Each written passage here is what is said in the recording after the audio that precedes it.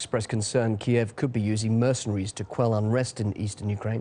Around 150 Western military contractors have reportedly been brought in from a private security firm called Greystone. Gana Chichikan has the details.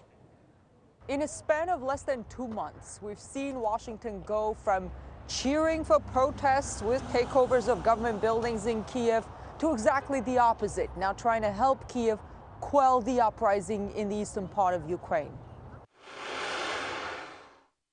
Moscow has accused the U.S. of sending mercenaries disguised as Ukrainian Special Task Police to crack down on protesters.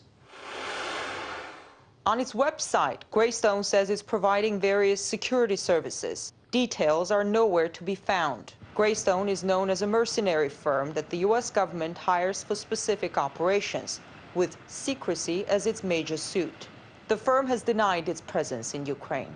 It has an independent capacity in the sense that it's an independent business. That gives it the ability to plausibly deny any allegations and allow the U.S. government to say, we don't know. Greystone was founded by Eric Prince, who also created the infamous military contracting firm formerly known as Blackwater. Blackwater received hundreds of millions of dollars to protect U.S. personnel in Iraq and Afghanistan. The mercenaries became known for their recklessness. In one incident in 2007, a group of Blackwater contractors shot and killed 17 Iraqi civilians and wounded 20 others at a square in Baghdad. No one was held accountable. But we have to recognize that this leopard cannot change its spots. It is the same beast.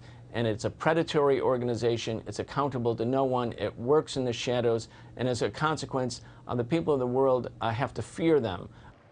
Because of the bad reputation Blackwater has gotten from the wars in Iraq and Afghanistan, its management has rebranded and renamed the firm several times. It was called Z Services at one time, and it was from Z Services that Greystone split off 4 years ago. Some lawmakers are pushing the Obama administration to arm Ukrainians.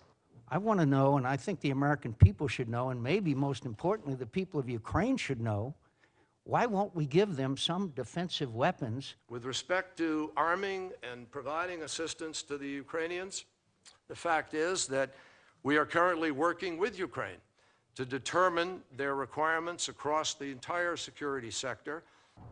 Some carefully worded statements by Washington to keep the extent of its operations in Ukraine largely unknown. In Washington, I'm Ganesh Chekyan, RT.